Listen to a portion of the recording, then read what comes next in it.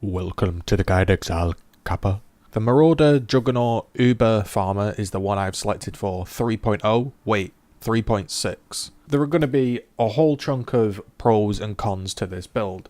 Now, working on the pros, it's going to be a tanky or somewhat tanky build. One of the benefits of this build is it has inbuilt sort of damage mitigation, in the sense that you stack endurance charges, which is going to take care of all physical damage on its own. You're not really going to have any problem with physical damage when you're rocking 7 to 8 endurance charges.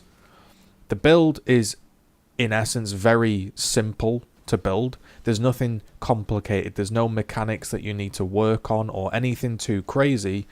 The build is very straightforward in the sense that it's a physical build, it's a melee build, so you're going to be in melee range, you're going to want life, you're going to want resists, you're going to want the correct weapon, so your passives are utilized. In this instance we're using swords, and again anything such as physical damage and on rings, life on rings, it's all going to be useful. There's no complicated double dipping, there's no this needs to interact with this and then you press this Val skill which enables you to go into negative resists, which then, but no, it's just a physical build that is very simple to use.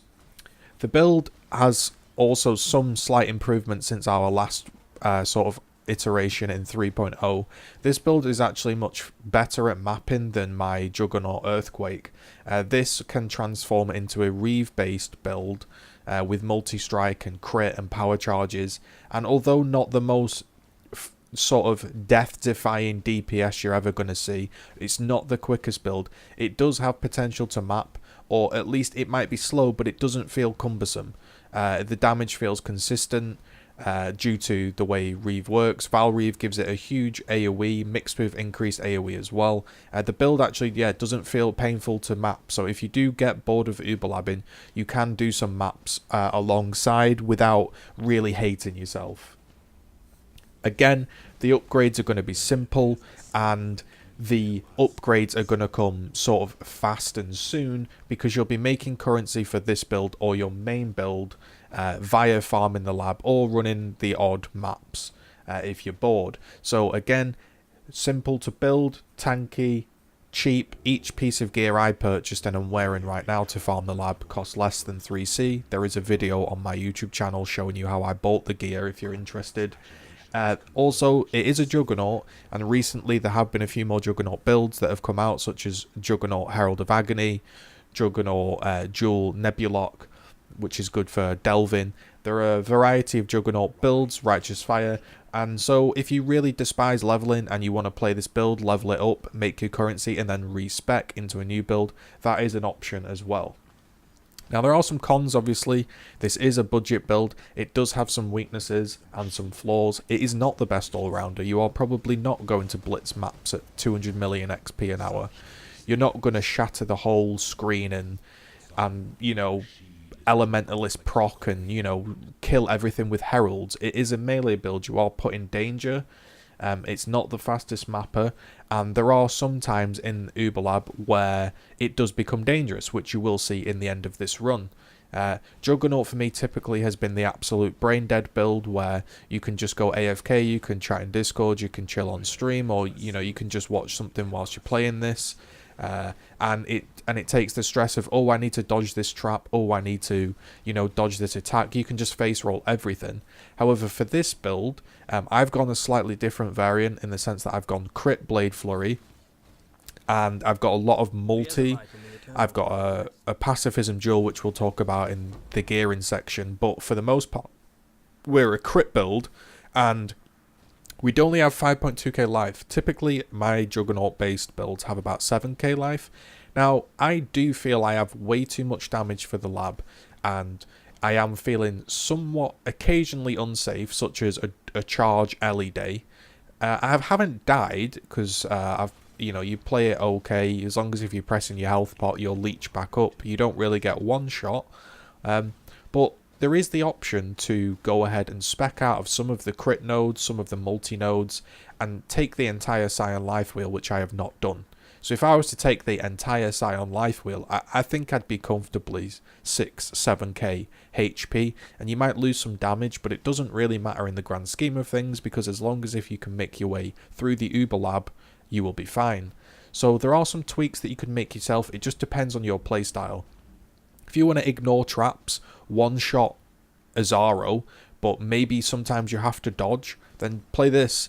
If you really just want to be brain dead, then just spec out of some of the crit nodes and you'll be grand and you'll have a lot more HP. As we begin to look at the passive tree, there will be a link in the description to use Path of Building. If you're really unsure of how to use it, you just go to Import Build, you click Import from Pastebin, you're going to paste the link in there, and then you can have a look at the tree.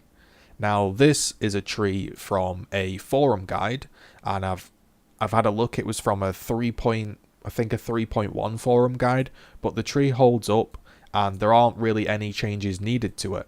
So I've just used this Path of Building, and you can use it too. As you can see in this one, he has taken the Scion life wheel. I haven't got to that yet because I'm only level 83. If I was to take out all of these nodes, that is currently where I'm at, and that is where you see my HP pool. So you can already see that there's a whole host of tankiness to be got. If you're really not sure about, you know, the tankiness aspect, you can just take this life wheel and then work on the damage. You could comfortably drop, I believe, these multi-nodes, and you could comfortably drop these multi-nodes, which are all crit.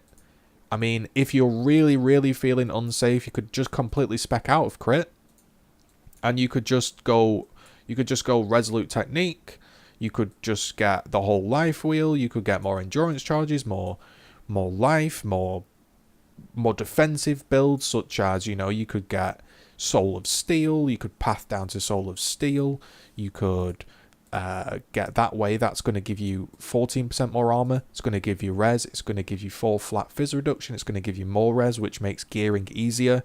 There's a whole host of flexibility with the tree that you can do. And I like the builds to be flexible, because otherwise you get stuck in an awkward situation where your build isn't working and you're not sure what to do. This one is quite flexible, as we've explained. Now, the way I leveled the build was pretty much like any sort of marauder. You're going to take the 1 melee damage node. You're just going to spec up to Heart of Warrior. Now, for this one, I actually leveled with Molten Strike. So I pathed down here to get some max life, some attack speed, get rid of the movement penalty, and this also gave me some stats to level whilst I was in the campaign and didn't have any, you know, intelligence-based jewelry or anything. You can make your way up and fill out the one-handed nodes. You can make your way all the way over here, get thick skin, get herbalism, and maybe get these sword attack speed nodes. Then you're going to be molten striking with Ancestral Call, maybe even multi-strike. You're going to have a lot of attack speed. You're going to be leeching a lot because you're hitting a lot. And then when the campaign got a bit tougher, when I needed to, I specced into some endurance charges once I descended, and just slowly filled out the tree. It's quite flexible, and you can just get what you need. If you feel like you need damage, make your way to some damage. If you feel like you don't, then, you know, you don't need to path for this full circle. You can just move ahead and, like we say, take the Scion life wheel. You can ignore these crit nodes. You're not really going to be critting early on in the campaign anyway until you get your main weapons. So we can forget the crit really and just work on health, resists, life, maybe some endurance charges. Now the actual lab, I don't go unstoppable. Ignore that on the tree. I go ahead and I take Unrelenting. It just gives you more elemental damage reduction. It gives you a little bit more chaos res, and I think it just makes it tankier, and I haven't found the need to be cannot be stunned or unstoppable whilst in the lab. Undeniable is going to give us our accuracy, which means we don't need to go Resolute Technique, which means we can crit. If we have crit, you're going to get more accuracy, and you're going to get more accuracy based off your strength. So that is why we're able to go crit without missing. I think I have about 96% chance to hit. So the tree is pretty simple. It's pretty self-explanatory. But using map clearing, it's going to be Reeve, AoE, multi-strike, increase crit, melee fizz, and damage on full life for your 6 link. If you are labbing, Blade Flurry, melee physical damage, maim, increased crit, conk effect, damage on full life. And to note, the footage you're seeing in the background is incredibly sketchy because I did this lab run without conk effecting. So yeah, I lost about half my damage. So the video is not even representative of a normal lab run. I would actually have a lot more damage with conk effect, and the last phase has never been this tough. I realized at the end of it that, oh, something was very odd about that run, and then I noticed I didn't have my gem in. You can use a War Chief totem to stand next to give you that melee damage. You can use a Val one, Val War Chief, melee fizz, conk effect, ruthless. Your leap slam, as always, faster attacks, leap slam, blood magic and fortify. You can use that obviously once you're leaping around the lab. It procs fortify often, and you don't have to worry about mana because it's on blood magic. Personally, you can use a variety of these depending on if you're mapping or what you want or what you feel you need. I have gone for Herald of Ash, Herald of Purity, and Hatred because I got an enchant on my helmet for Herald of Ash reservation. But occasionally the Purities can end up killing things in the lab that you don't want them to kill, so you could just get rid of that. A Mortal Call, I personally don't use a Mortal Call. I like to have my endurance charges up at all times. Maybe if you're mapping and you want to save yourself from dying, you can put one on, because with the amount of endurance charges you will be expending, you will actually be immortal for quite a long period of time. You can use Assassin's Mark, cast when damage taken, and Enduring Cry. Again, that's just a way to get your endurance charges up and a way to make enemies more vulnerable to crit and give you a power charge or 3 power charges, which is going to make you crit more often. So on screen again are the ideal links for the build. Obviously, take it with a pinch of salt. If you're on a 4 link, you don't need to put crit in, etc. Just make some sensible decisions and I'm sure you'll be fine. So for gearing in flasks, the ideal flasks, you're going to have a Lion's Roar because it gives you more physical damage, which is a huge boost. You can use an Exile Promise to give you Fizz as extra chaos and some extra leech. A Silver Flask is going to give you attack speed, and a Diamond Flask is going to give you the crit that you need. You don't need immunity to bleeding if you have got Death's Doors, so you can change that for something more useful. And again, just a life flask that's going to boost you back up to full when you are low. I personally carry 2 life flasks and I don't use an Exile Promise because I think that the 2 life flasks just helps in some weird situations that can arise, but that is your choice. Gear, again, we're going to be using Arn's Mites, which are 1C weapons, help you complete every Uber Lab. You don't really need any more damage than this. We're going to have a Silken Hood Star Conjures, that's just going to help us, give us a bit more accuracy with the dexterity, bit of attack speed, crit chance and life. Again, the armor chest piece, fizz reduction and life. It's very simple. Now, I don't actually use Tomb Fists because they're very expensive. I just use a rare pair of gloves with 100 life on them, a little bit of attack speed and some leech. Similar to these, you know, you can use some Titan gauntlets. These give high armor, but ideally you're just looking for life, attack speed. Ideally, if you're very rich, you can get fizz to attacks on every piece of gear, such as your rings. Rings are just going to be resists life, again fizz damage if you can afford it, and my amulet is just a super high intelligence amulet that allows me to basically level up conk effect.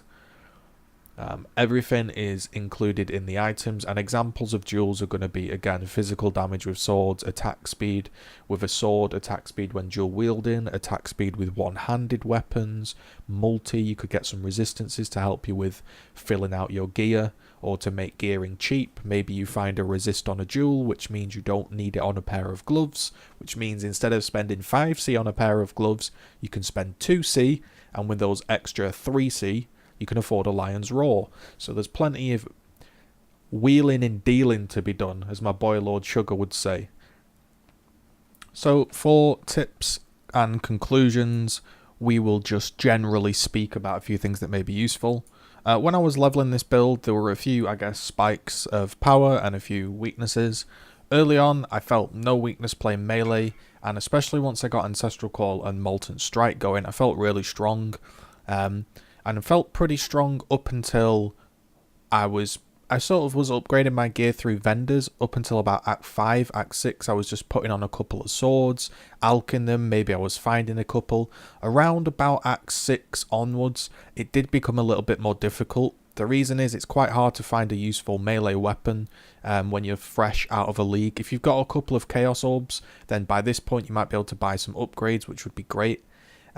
I was kind of winging the build and I'd headed far too much into the crit and attack speed and the sword nodes, which was making me struggle. I think if I was to do this again, I'd just get the life earlier, get the resist and get the endurance charges, and I'd probably as well get my gems leveling up earlier.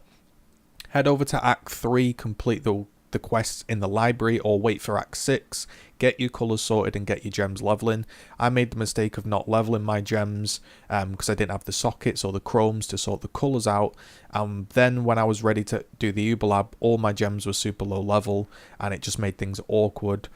But yeah, Molten Strike with Ancestral Call. If you want to head into Act 5, you can take a jewel socket and you can get the Wildfire Jewel, which is going to give you an extra 2 projectiles, which gives you more leech, more damage. And it felt pretty comfortable. Yeah, towards the end, it did become a bit painful playing melee. You were in point blank range. The Innocence fight was very, very long. Sometimes when you play melee, it is awkward to get the damage stages done. And yeah, that can be a problem with melee. However, once we've done the campaign, once we've got through it, you can always ask a friend for a boss kill or something. I didn't have to, but you could. And once you're through it all, you're ready to lab, and that's when the build truly shines. So just take your time, don't get frustrated. If you feel like you need a little bit more gear, just spend a little bit more time farming, maybe the Blood Aqueducts to get a few humility cards to sell. Generally, yeah, just take your time because you're going to be making the currency back in the lab anyway. There's no need to rush, and just work on getting those Arns mites and capping yourself out with a decent life pool, and I'm sure you'll be fine. Right now, I'm going to head over and send you a little message. It's a message I wish I didn't have to send, but through struggles with the channel and the way things have gone for me, I'm now putting this message at the end of all my videos. I don't like doing it. I wish I didn't have to, but for those that have stuck around and want to listen to the message, I would very, very much appreciate it, and I thank you all for supporting this channel and myself. Thanks for making it to the end of the video. Unfortunately, my channel recently was demonetized / unavailable to earn revenue due to my network closing and an issue with AdSense, which is explained in the description below if you would like the full details. The ramifications of that, unfortunately, is that last year's revenue and all future revenue is gone from the channel. That took me a few days to get over. I was pretty bummed out about it, pretty down, but I figured I would keep up the content. And the only other way for me to sort of, I guess, keep this going is to, unfortunately, ask for your support. It's something that I wish I didn't have to do. It's something I prefer. I wish I could just run ads, keep making good content, getting views, and that alongside would help me. Unfortunately, I can't do that anymore. Again, full link in the description for the explanation. All I can say is if you enjoyed the last league's content, the previous year's content, and you want to support me, there is a link in the description to do so. Again, my revenue was taken away from me, everything was shut down, all contacts closed, and it left me in a bit of a tricky situation. So the only thing I know how to do is to send out some emails, send out some messages, and do my best to help myself. I've done that. Unfortunately, those routes and those communication channels I went through didn't happen to help me. As a result, I'm left with an unmonetized channel that can never be monetized, or any future channels can never be monetized due to an AdSense issue. So if you enjoy the content and you do want to see more, effectively, I won't do Patreon because I'm not consistent enough.